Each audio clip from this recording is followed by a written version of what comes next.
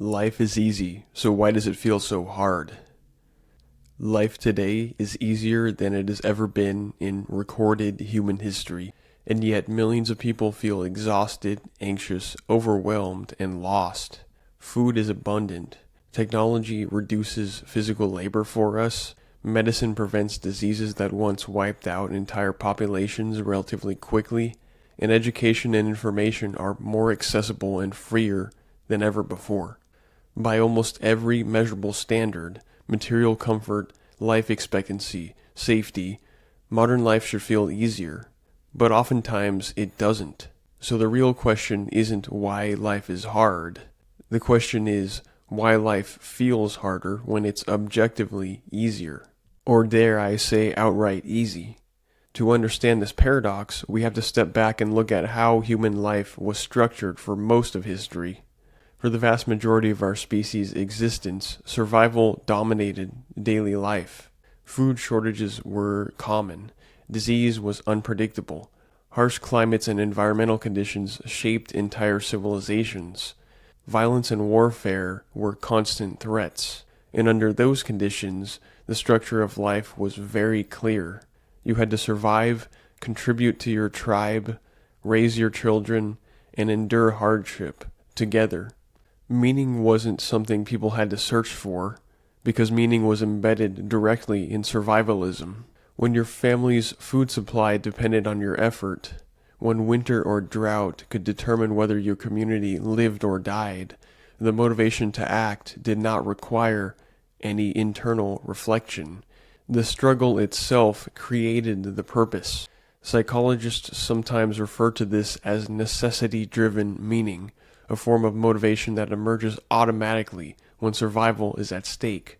But modern societies have removed many of the pressures that once structured human life, and in doing so, they also removed the automatic structure those pressures created.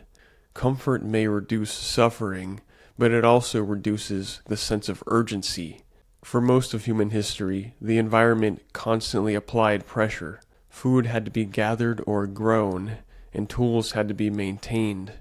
Communities had to cooperate or otherwise they would collapse. Today, in many parts of the world, survival rarely demands that level of engagement, or much engagement at all, for that matter. Instead of hunting, farming, or building shelter, many people spend their days monitoring systems, computers, databases, automated processes, while waiting for something to happen. So technology has replaced enormous amounts of physical labor, of course, and in some ways this is an extraordinary achievement. Industrialization and automation dramatically increased productivity and reduced physical strain. But when technology removes the struggle that once structured daily life, something else quietly disappears with it. The sense that your effort is directly tied to survival. Without that connection, motivation becomes abstract. We are no longer trying to survive winter, we survive it by default, or at least we assume so. We are trying to optimize performance reviews or maintain an online identity, or navigate complex career paths that didn't even exist a generation ago. At the same time, modern life presents us with a staggering number of choices. Earlier societies offered relatively narrow life paths. Your occupation was determined often by geography, family, or tradition, and the community you lived in completely shaped your worldview. It was your world, and social roles were therefore clearly defined. Modern individuals, by contrast, face an unprecedented array of possibilities. Career paths, lifestyles, ideologies, and social identities, or even entire digital worlds. Choice appears liberating at first, but too much choice can produce paralysis. Psychologist Barry Schwartz calls this the paradox of choice. When the number of options becomes overwhelming, decision-making becomes more stressful rather than more empowering. Instead of clarity, we experience constant uncertainty.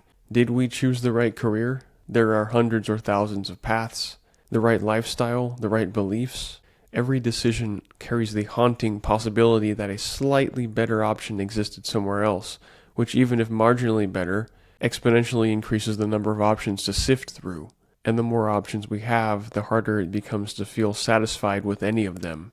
At the same time, modern life surrounds us with more information than any generation has ever experienced. 24/7 news cycles, endless social media feeds, or global political crises unfolding in real time. Our ancestors lived in information environments limited to their immediate communities, which was often only one horizon to another. Today we are exposed to the entire planet's problems, if we wish to look at them. The human brain did not evolve to process this much information.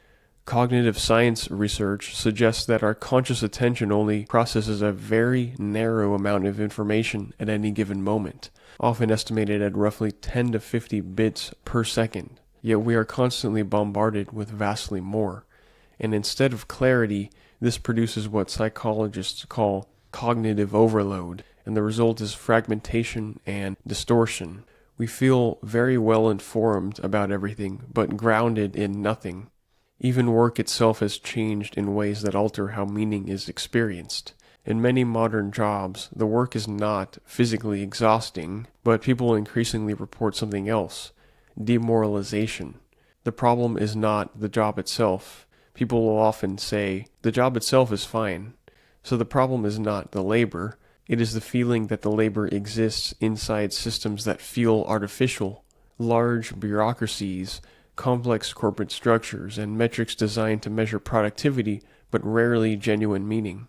Sociologists sometimes refer to this experience as alienation, a disconnect between human effort and the purpose of the system in which that effort occurs. When people feel that their work has no clear connection to real human needs, the result is psychological exhaustion rather than physical exhaustion. This brings us to a deeper civilizational shift, because for most of history, hardship developed many of the traits that allowed societies to function, like resilience, discipline, responsibility, and even gratitude. But in comfortable societies, hardship becomes optional. And when hardship becomes optional, those traits must be cultivated intentionally rather than automatically. Modern culture rarely encourages any of this, and instead constantly reinforces the message that convenience and comfort, or even the appearance of luxury, are the highest goals. Choose the faster solution, and avoid discomfort whenever possible. You deserve it after all, so they say. But there is a hidden trade-off. For progress solved many physical problems. We know it reduced hunger, disease, and dangerous labor, but it also created a host of new problems, existential ones: identity confusion, meaning crises, social fragmentation, and a sense that we are participating in systems whose ultimate purpose is unclear.